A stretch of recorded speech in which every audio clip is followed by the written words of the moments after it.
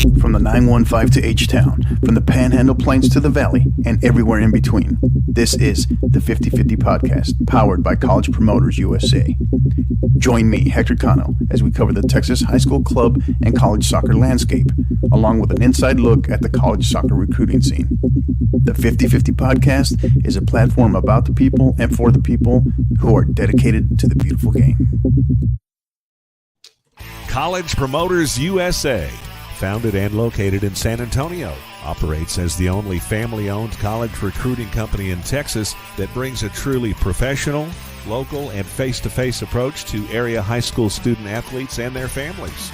If your son or daughter is serious about college athletics, call them at 210-494-6363 or visit collegepromotersusa.com anytime. College Promoters USA, the best investment a parent can make in their high school student athletes. Here we go. It's another edition of the 50/50 Podcast, episode 70. I am your host, Hector Cano, and we are proudly brought to you by our proud partners, College Promoters USA. They are America's premier college prep program and high school student athlete marketing service since 1997. Located locally here in San Antonio, you can find them in the Ventura Plaza Shopping Center. You can also find them on social media on Twitter at SATX Recruiting, as well as on Instagram at College Promoters USA. And you can also get more information on what they're about on their website at collegepromotersusa.com. My next guest, he is the head women's soccer coach of the Clear Springs Chargers, Coach Craig Foster. Coach, how you doing? Good, Hector. Yourself? I'm doing great. Excited you're here. Let's dive in. Let's get going. What do you think? Well, I'm excited to be here. It's the first live podcast I've done, so let's see how it goes. Oh, it's going to go great. I got faith in you, Coach. I got faith in you. So, all right. So tell us briefly, obviously you don't have to give us the full bio, but just tell us maybe how you got to Clear Springs and how long you've been at Clear Springs. All right. Well, I've been at Clear Springs since it opened, and I've actually been coaching high school for 28 years. So back in 1995, long story short, before the MLS, I actually went to college in England, and we spent summers out here. At the time, it was called North American Soccer Camps, and I was doing of all places, I was doing a camp in Texas City, and there were a few board members whose kids were on the camp, and the same week their coach resigned. So a couple of months and the immigration attorney later, I ended up at Texas City and then got my permanent residency and became a US citizen. And I was there for 12 years and then applied for the Springs job because it was close to where I lived. And I've been at Springs since it opened. So awesome. So what has changed in that time from when you arrived to now this year? The changes over that amount of time have been huge. I remember when when I was at Texas City, the school district for or the district for mainstream US sports, it wasn't the same for soccer. You had to combine districts just so that you'd have enough teams. So when we started, schools like Lamarck and Galveston Ball down in this area, they didn't have a soccer program, and I remember we had to form a district it was a combination of 5A and 4A teams my first year, and then the second year there was no 6A back then. They had 5A and 4A districts, but then going into the playoffs, 5A and 4A was combined. And over time, like where I live, since then, two new schools have opened in this area, and then other neighbouring districts, new schools opening, and schools that never did have soccer programs, they do now, and a lot more teams, a lot more kids in each school participate in soccer, and it's more competitive. So that's the biggest change. Yeah. And we'll dive into a little bit more about that in terms of recent success, where you're at right now, last year. We'll dive into that a little bit more. But um, as I've been asking with every coach as of late, is thoughts on the World Cup, thoughts on what you saw, what kind of transpired, that World Cup final, which was out of this world. Thoughts? I've got to tell you, I'm a sore loser. I had the Argentina-England final with Did you? 2-1 win to England just because of the hand of God. And we had to play Argentina and we had to beat them in the final. So it kind of like a bit of payback. And I was doing pretty well on the predictions until, that upset with the French. Yeah. I actually thought England were better on the day, and they kept Mbappe quiet. Right. Yeah. Right. Yeah. And there was a lot of discussion there, a lot of back and forth in terms of should Harry Kane have taken that, that second penalty, right? What were your thoughts on that? I was thinking the same thing on the first one. I mean, how many times did he spot the ball and his roommates between the sticks? And but then again, he scored the first one.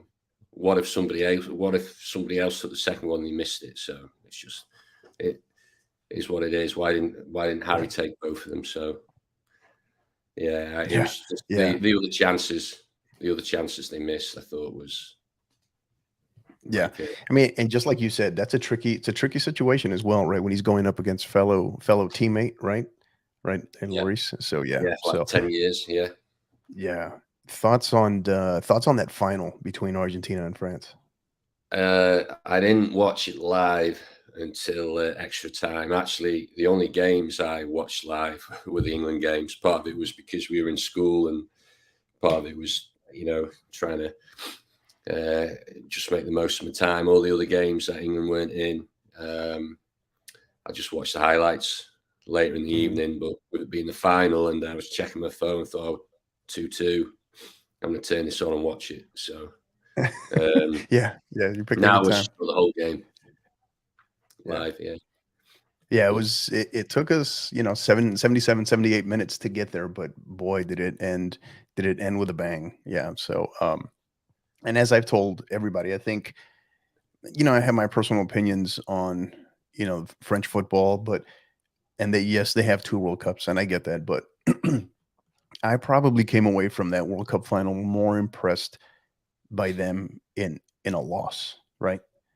And falling short. And granted, officially, it's not considered a loss, but still not emerging victorious in penalties, just because all the factors around it, right? The sheer volume of injuries that they had, how many people didn't come with them, getting hit by a flu bug, and those aren't excuses. That was just the reality of what they were facing, and to show that fight, to show that character, and you could tell Mbappe wanted it, but I don't know. Didn't know if they had anything left by the time they got the penalties.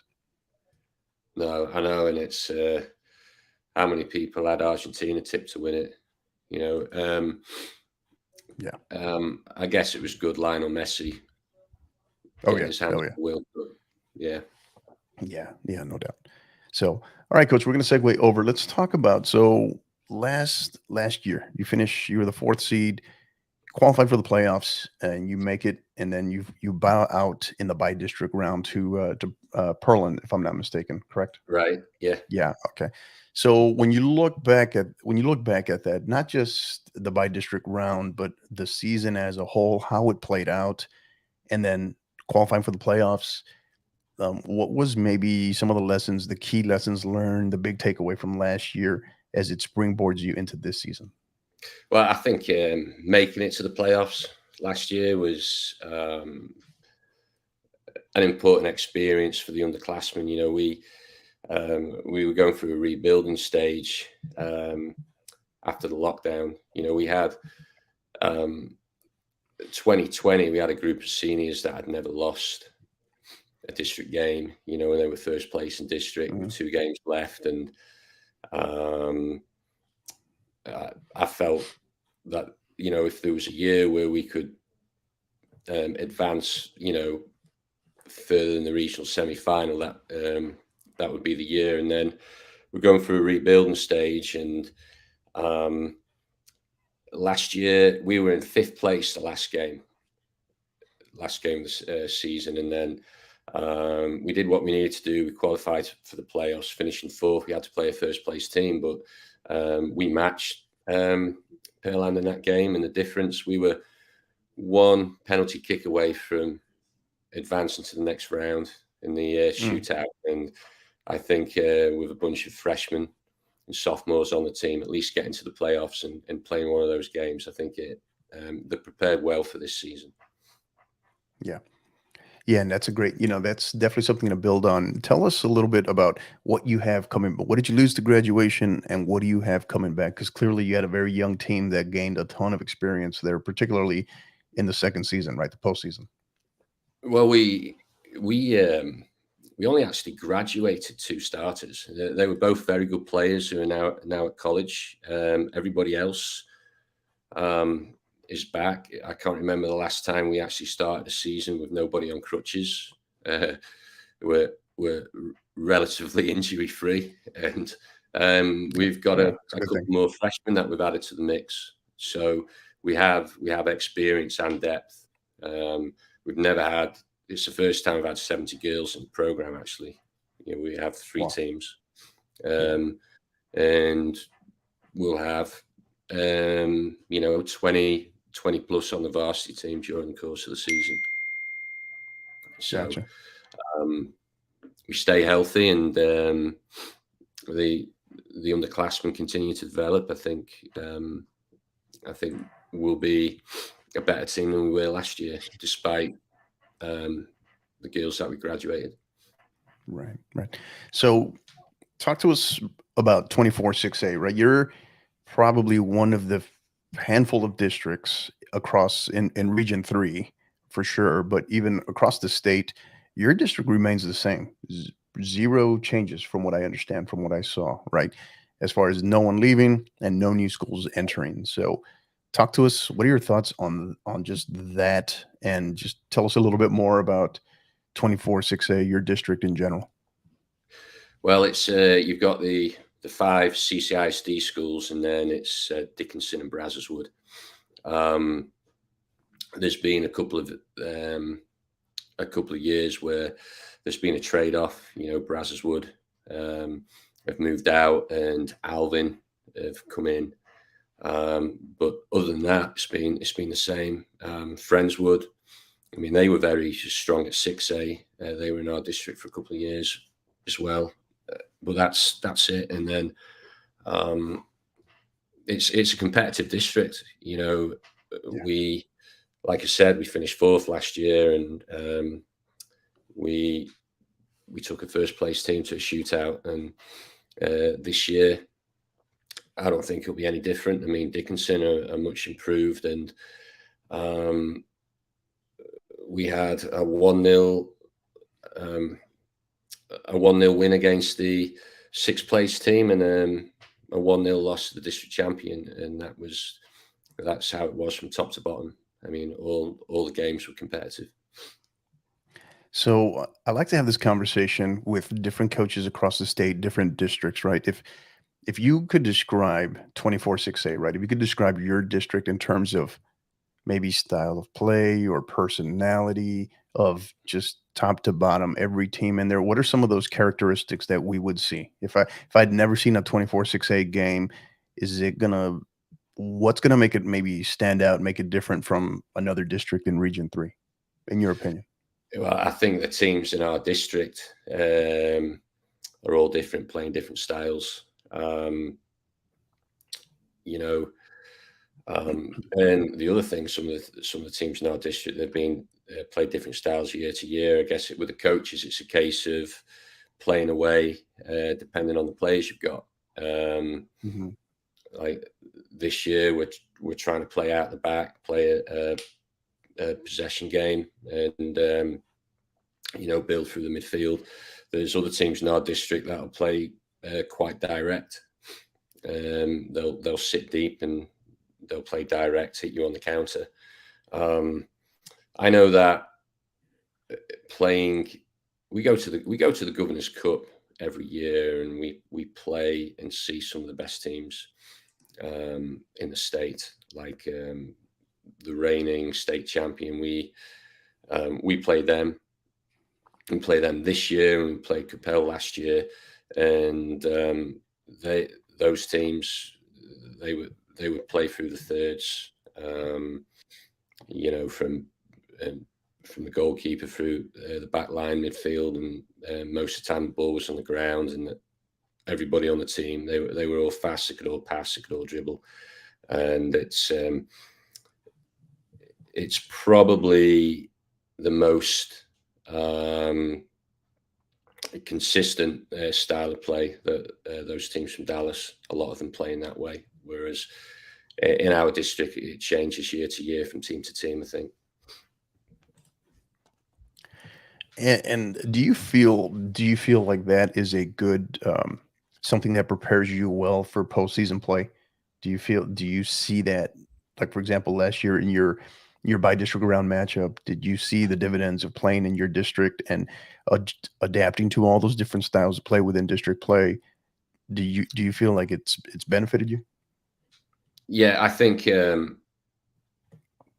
our district, the way it was last year, well, for us, it was going to be just as difficult making it to playoffs as it would be going through the playoffs, a couple of rounds. And like I said before, we were one penalty kick away in that playoff game, and there were probably 3 or 4 district games that could have gone either way. And also, we thought we were prepared for it. We had 5 or 6 ties in district, and last year our ties were decided on a shootout, and we would split the points. So in our district, it was 4 points for a shootout win, and then it was 2 points. Sorry, it was 4 points for a regulation win, 2 points for a shootout win, and 1 point for a shootout loss. So the pressure of penalty shootouts and having that practice in district play, I thought we'd be well prepared for that. But this year, when the coaches voted on whether or not to have shootouts, more coaches decided against it. So games will end in a tie this year. Yeah. Okay, good. Yeah, that was going to lead me to my next question is, even though it's a realignment year, right, but the district remains the same. So what are the district bylaws if they've changed at all? So yeah, okay. Interesting. So obviously every coach, right, would love to be able to highlight every single one of their players. But maybe tell us, if you can, tell us about a couple of players maybe that you'd like to highlight that we should know more about, or that you feel we will know more about by the time this season is over. Oh, that's a tough one. Like you said, Right. It's difficult to leave players out, especially when we've got so much depth this year. But where you have, I guess, some kind of separation. So seniors, we only have one senior that started on the varsity team since her freshman year, and that's Jessica Marker, and she is already committed to playing at college. She's going to be at Houston Baptist or Houston Christian. Yes, HCU commit, correct? Yeah. Yes, that's right. And this year, she's already looking a better player than she was last year, because she was coming off an injury, missed a lot of games, and then when she came back, she wasn't fully fit. So she looks in better shape, and she's playing better this year than she was any time last year. So that's good for her. That's good for us. And we have Maddie Harry, this is 3rd year she's been on the varsity team, and she is the other senior who is committed to playing at college. And she's going to be going to Howard Payne. So they're two that have started the season well. I say start the season well. We haven't it seems like we're a month in. We haven't started games yet, but we've already had 5 scrimmages, I think, and then we actually kick off next week. We play Kingwood first game. So all the games. Thoughts on Gotcha. Thoughts on what you've seen so far through scrimmages, because obviously they're intended to try to, you want to see what you have and kind of see the depth, see the mix, see players at different positions. How do you feel coming out of your 3 scrimmages compared to when you were going in? There's, sometimes you're thinking, what formation should we play? And so you play a couple of different formations, and then you don't want to tinker around too much because the season's so short. You got to, make your mind up. So we played a 4-3-3 for a few years, but this year the team seemed to be better suited to 4-4-2. But we were playing both formations and scrimmages to figure it out, and then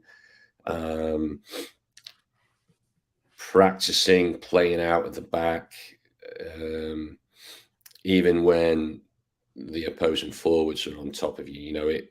It could cost us a goal, and it did today. Dropping the ball back to the keeper, playing out the back.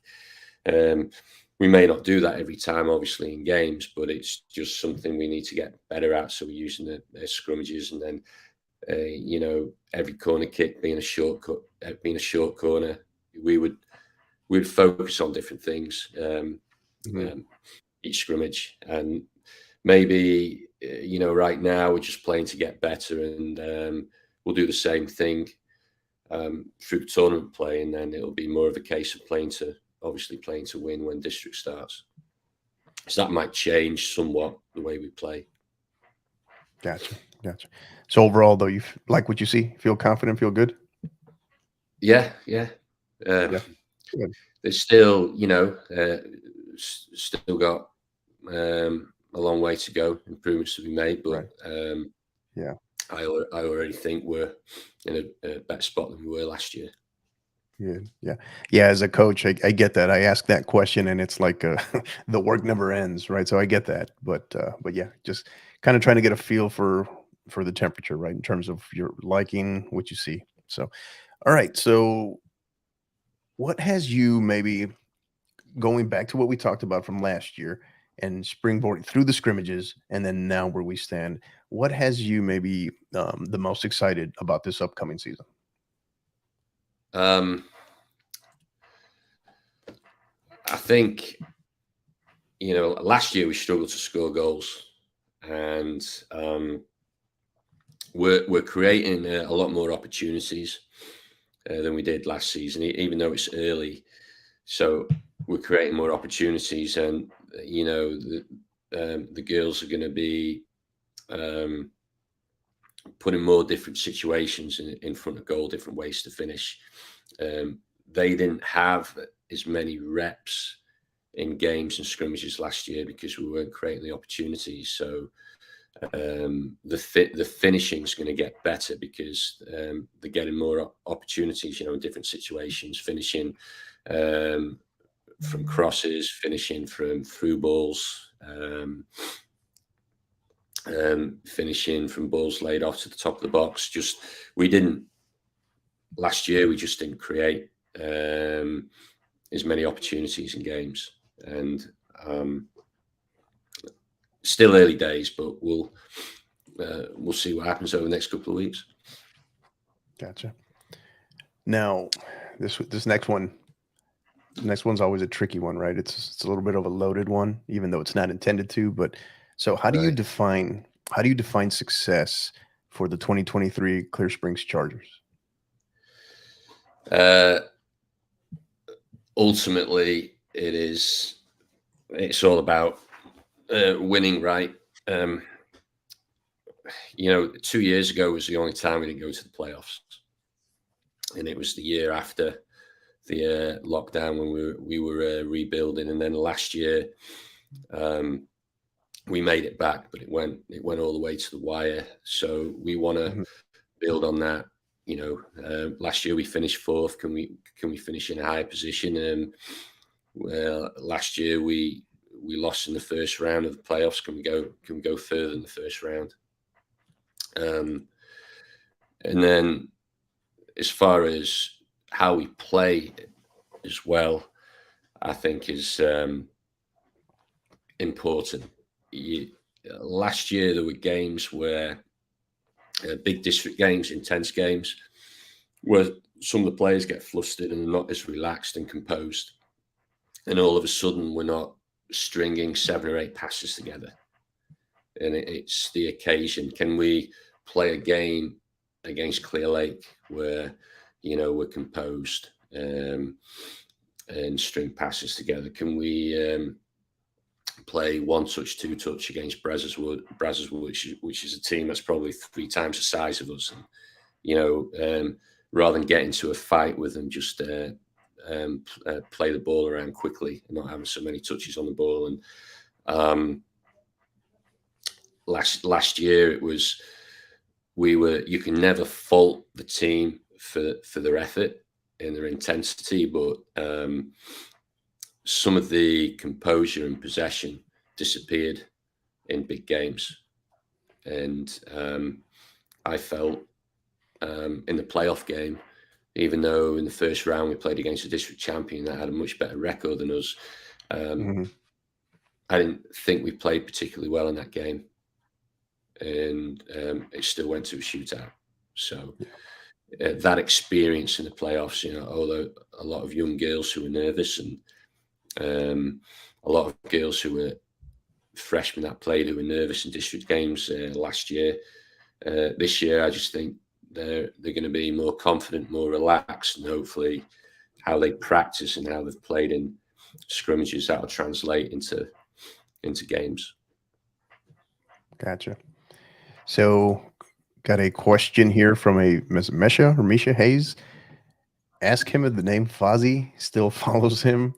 An old alumni TC joke, and fellow players would hate if she did not ask. So now you got to tell us a little story on this. Yeah. So when I was at school and when I played, because my last name's Foster, my nickname was Foz, and then it became Fozzie, and then turned into Fozzie, huh? Yeah, and I think that was a Texas City thing. Yeah, it's a long time ago. It was born there and died at Texas City, I guess. Is that what you're saying? Yeah. All right. But I think it might be. I've got a feeling it's going to be reignited now. It might resurface. Don't be shocked. Don't be shocked. All right. So, and speaking of that, so you talked about Texas City. We asked you in the beginning how much it has changed over the years, but let's look back maybe in the last couple years before the pandemic and then to now, right? So we'll say about maybe 4 or 5 years. How has, in your opinion, your observation, how has Texas high school soccer changed in maybe those last 5 years? Oh, that's a tough one. Like over 20, 25 years or so, it's easy to, to make the comparisons. I think the Katy schools in our region anyway, the Katy schools were dominant, and you had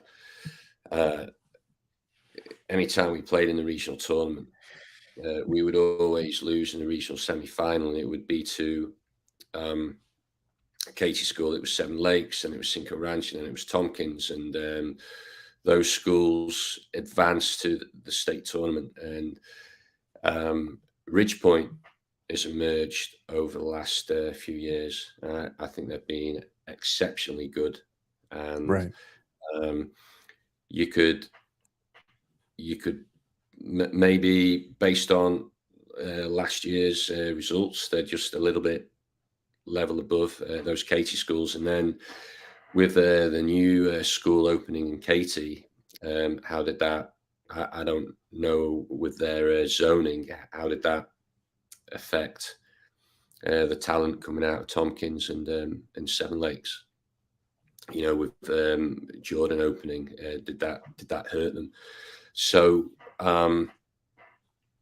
Ridgepoint, that's probably the biggest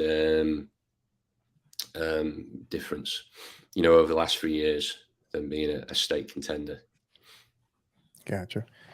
He is Coach Craig Foster, the head women's soccer coach of the Clear Springs Chargers, who currently reside in 24-6A, looking to make a return trip to the playoffs after finishing as the 4 seed in last year's playoffs before bowing out in the bi-district round. So, Coach, got one more question for you before we start getting ready to transition here. So, I asked you how maybe the last 5 years, right, what you've seen.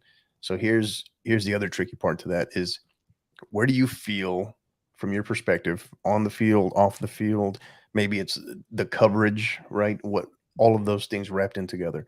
Where do you feel Texas high school soccer is going in the next 5 years?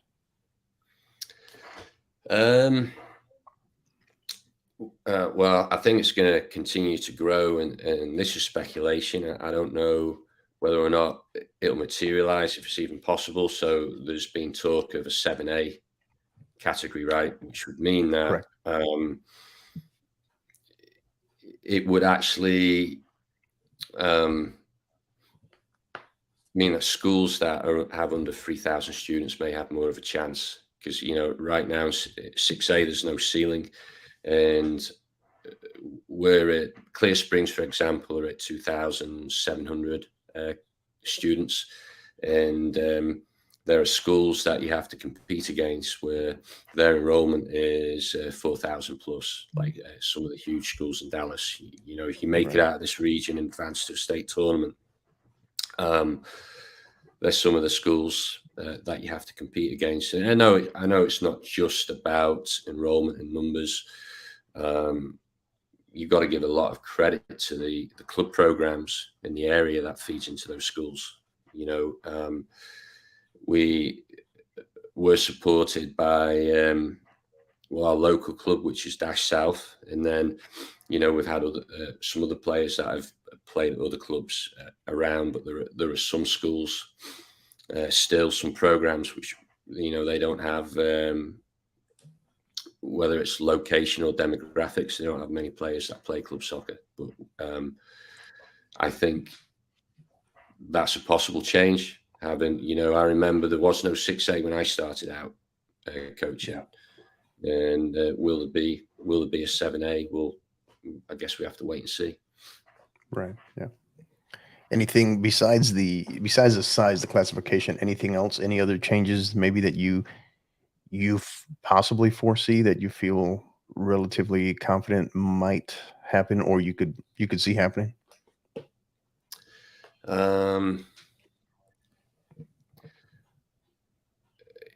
Well, or how about this? Maybe one you'd like to see happen. How about that?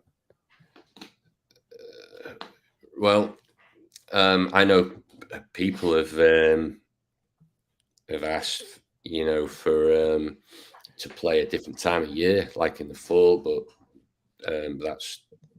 I'm happy as far as the time of year we play. I don't think any other time would work. I'm happy with how it is. Maybe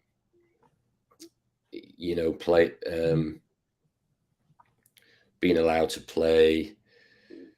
I think during COVID, when games were rescheduled, and then it got to the point where UIL would allow more than one game to be played during the school week. I think maybe that would help. When you have to reschedule games because of weather, and still only being able to play one game Monday through Thursday. Right. Right. Maybe if they allow a little bit more flexibility there. Yeah. That's a good one. That's a very good point there. So awesome, Coach. This has been great. We're going to have you stick around. We get to bring you back for our counterattack segment, have some fun with you, some rapid fire questions, pick on you a little bit, have some fun with you. But before we do that, don't go anywhere. We'll be right back after a quick word from our partners. College Promoters USA, founded and located in San Antonio, operates as the only family-owned college recruiting company in Texas that brings a truly professional, local, and face-to-face approach to area high school student athletes and their families. As the lead sponsor and proud supporter of the 50/50 podcast, alongside Coach Hector Cano, College Promoters is proud to be elevating its support for the college soccer recruiting process more than any other service in the country. If your son or daughter is serious about competing in college soccer, call College Promoters USA directly at 210-494-6363 or visit collegepromotersusa.com anytime. College Promoters USA, the best investment a parent can make in their high school student athlete.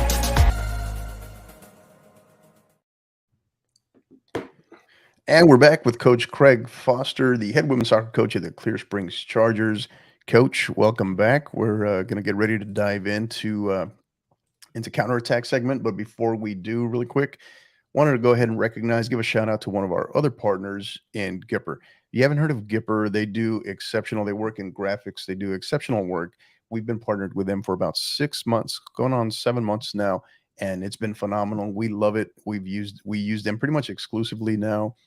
And I wanted to tell you a little bit more about Gipper. Gipper is the way schools, athletic departments, ADs, and coaches create world-class marketing content. Join 2,500 coaches and ADs and use Gipper to create high-quality visual branded graphics for your program. The best part? Anyone can do it in seconds on any device without needing any design experience whatsoever. And the other piece is you can actually save money if you're a listener or supporter of the 50/50 podcast, you can actually save 10% on a first-time Gipper purchase. So that's an annual package. You can save 10% for 50/50 podcast listeners. Just go to gipper.com/partner/5050 to learn more. Again, that's gipper.com/partner/5050 for your savings. So, all right, Coach, it is that time. All right, let's see. You look a little nervous to me, but I think you're going to be okay. All right, first one. Tell us a phobia of yours. Ooh. Maybe something not a lot of people, kind of random, maybe something. I guess I became a little bit claustrophobic later in life. I didn't realize it till I was having an MRI. I just had to close my eyes so I couldn't see Yeah. Yeah. Okay. All right. Good. Interesting. Yeah, I think a lot of people close spaces, tight spaces, right? Yeah. Okay. Something you wish you would have been told before you entered coaching. I have to be careful what to say here. Yeah. Yeah. I think I guess how many I never realized how many parents would think that their kids were better than they really are. And I got very blunt. This is maybe about 25 years ago with one parent, and the response was wait until you have kids of your own. And I can honestly say I've as a parent, I like to think I've never been guilty of that. Nice. That's okay. That's probably that's a tough one. Yeah. Okay.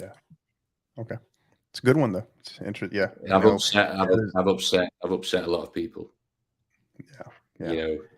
I know there's a lot of coaches that would be willing to share that. So yeah. All right, next one. Sunrises or sunsets? Which one are you? I'll say sunrises. Sunrises. Okay. So are you a morning guy, an early morning guy? I am now.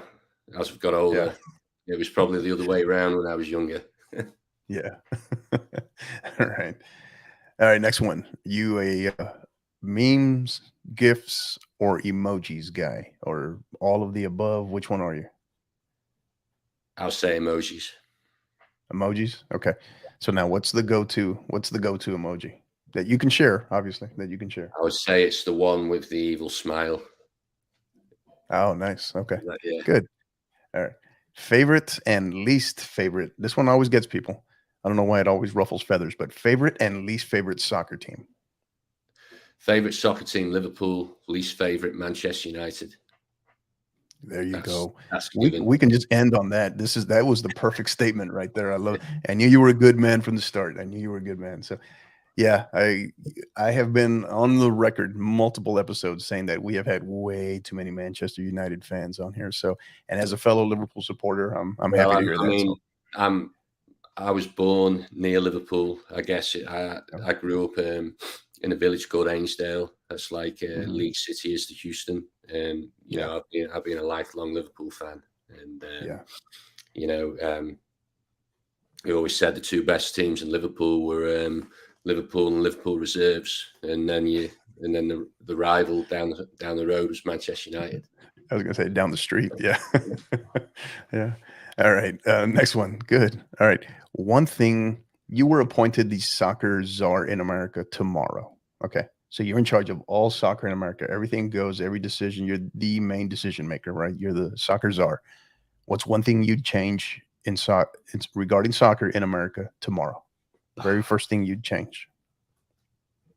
Well, that's a tough one.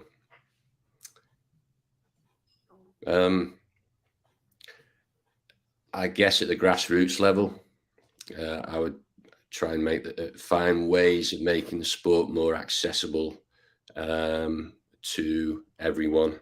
You know, for the most part, it's a middle class sport in this country, right? For the most part, yeah. When it comes and you can argue, you can even make an argument for that it's no longer becoming that, right? Yeah. I think clubs finding ways to generate income streams other than just the parents paying for the training fees, because I worked at club for years as well, and I know a lot of kids can't play because the parents can't afford it, and we have our JV blue team. So we have a developmental team at school.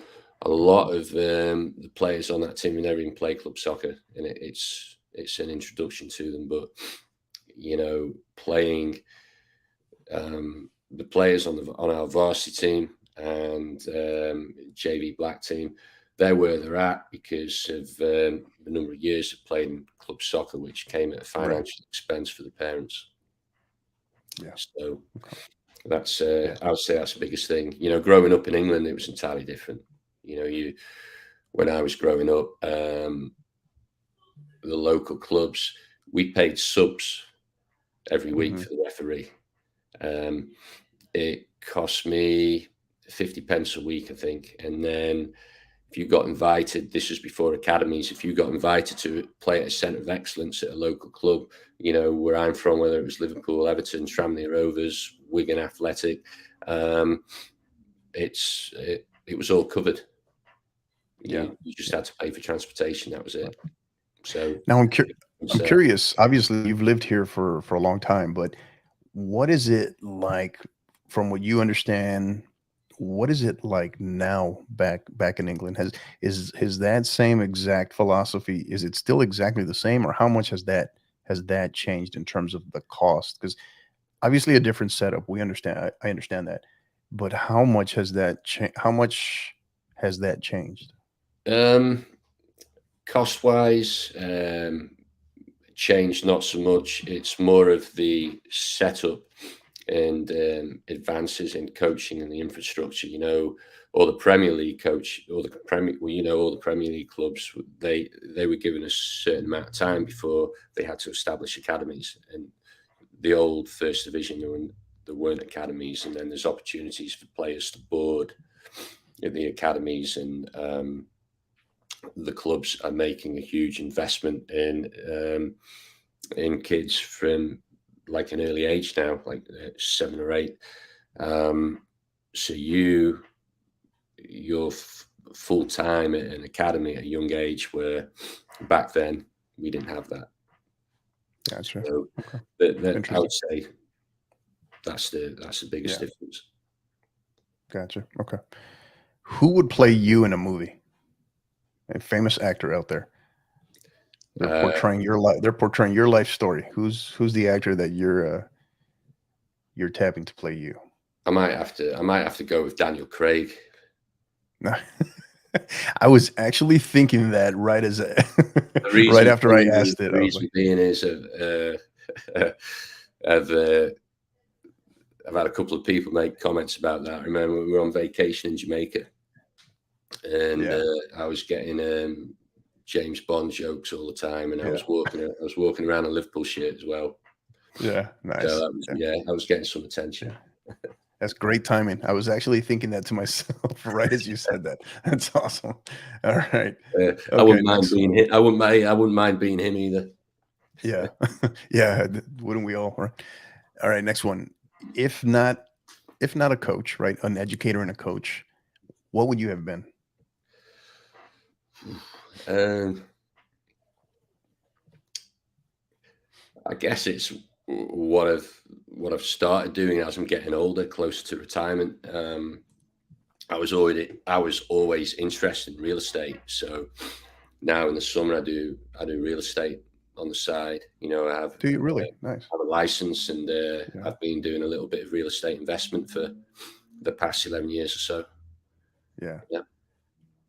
So harder job, real estate agent or educator and coach? Educator and coach. Yeah. 8 days a week. Yeah. Yeah. It's you can't even compare them. It is every summer I will get away from soccer because you're burnt out at the end of the year. I worked at Dynamo Dash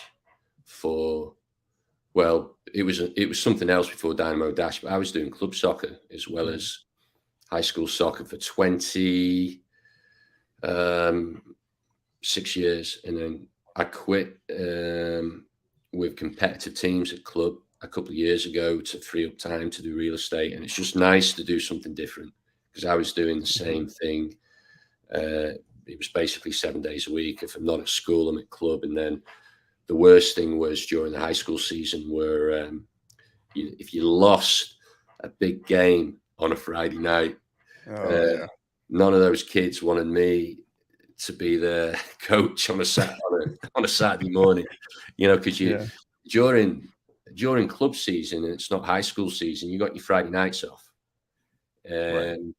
So my teams would be covered on a Tuesday night because we had Tuesday night high school games during high school season. And then I don't have a night off anymore, Friday nights, high school games. And you get the bus back to the bus barn, and then you're turning around Saturday, all day Sunday, club games. So I've got to tell you, I feel a lot better since I let that go.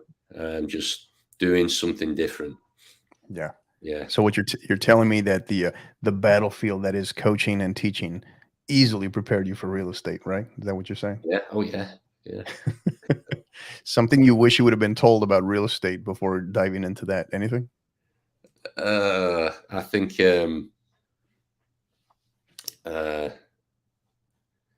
it's financially it's a lot more rewarding than teaching and coaching. Well, that's not why you're teaching coaching. You go into the excitement when you go into a big game and you win, and then the kids just perform.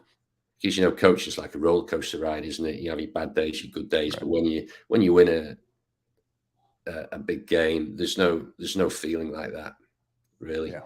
So absolutely, you can't replace it. Yeah, well said. Scale of 1 to 10, how good of a driver are you? So a 1 is we need to revoke your driver's license immediately. A 10 is you are the DPS, right? The Department of Public Services standard. Which one? What are you? Okay, well, when I'm driving a school bus, I'm a 10. Well said. Well said. Yeah, when I'm driving my own car, I'm probably a 7, but I've slowed down.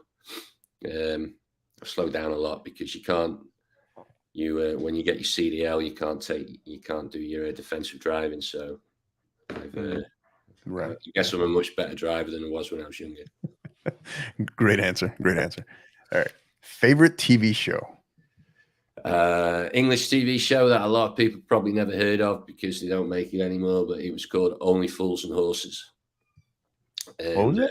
Only Fools and Horses. Fools and Horses. Okay. Only Fools and Horses. And the only place you can find it, if you're curious, is BritBox. Yeah, I've heard of BritBox. Yeah. Current favorite TV show, it would have to be Yellowstone. Yes. Big Yellowstone fan. Yeah. Love that. Yeah. If I didn't want to be Daniel Craig, I'd want to be John Dutton. There you go. All right. Next one.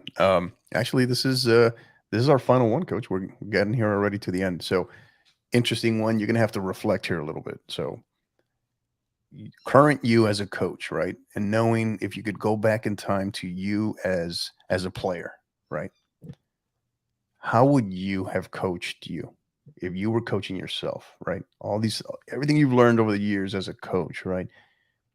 How would you have applied those principles to try to get you to develop maybe a little bit better, a little bit faster, dealing with the personality piece? How would you have coached you? I think I would have shouted at myself a lot. I think, would that have worked on the young you? Would that have worked? Maybe not when I was 9 or 10, but when I was older, it would. And I used to get a bit of that, and I did respond to it. But I know kids are different. Some do, some don't.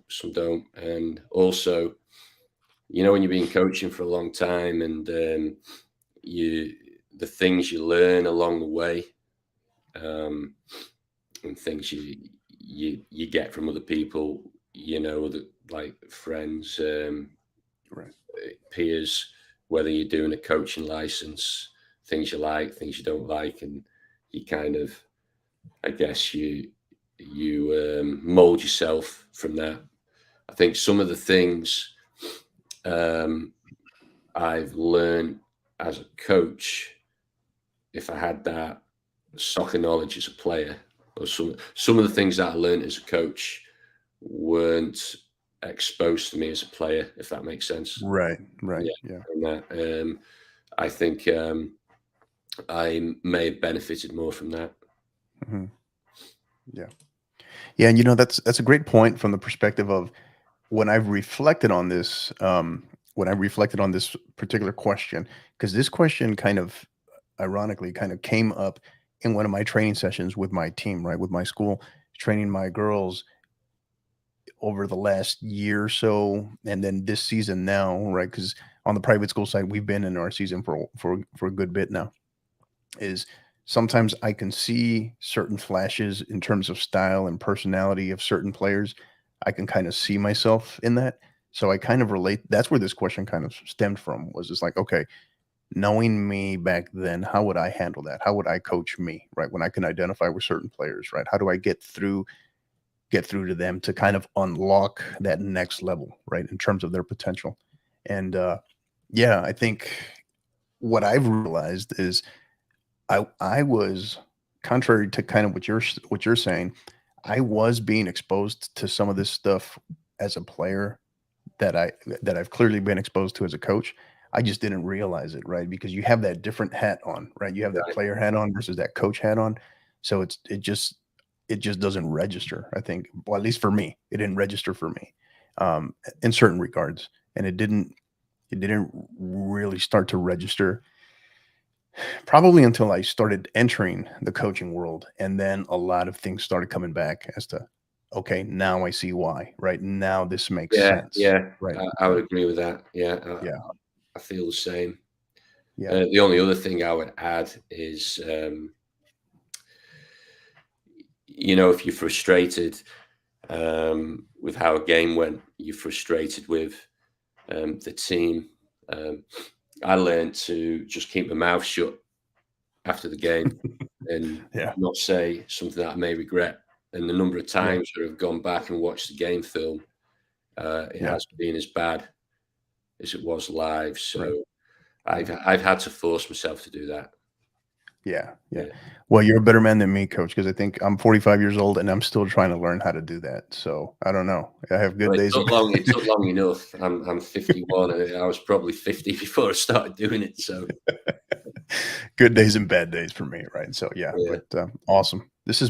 Coach, this has been fabulous. This has been great. We've loved having you on here. Love what you're all about. Love the great things that you're doing down there at Clear Springs. They're definitely lucky to have you, and looking forward to being able to cover you all this year, and definitely wishing you the absolute best. But before we go, as is customary, we try to end on kind of what we call final thoughts. So this can be thank yous, shout outs, something that's on your mind in terms as it relates to the game that you want to share, as it relates to Texas high school soccer. Whatever you want to share, Coach, we want to go ahead and give you the floor. And since you are a guest, the floor is yours.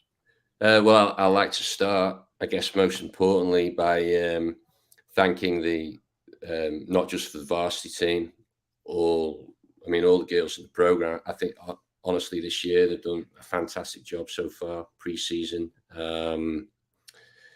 The parents for supporting the program, the Booster Club especially, and then we have a few generous sponsors this season, with the help of the Booster Club, that I would like to mention. Go ahead, Coach. Absolutely. Gulf Coast Trucking, Electric Eye Customs, Will and Heather Norbury, Turbine Specialty Services, Reliability Controls Corporation, Rudy's, Road Pumping League, City Family Clinic, State Farm Insurance, that's Chris Peters, Clear Creek Community Church, and Tyler Pearson Insurance.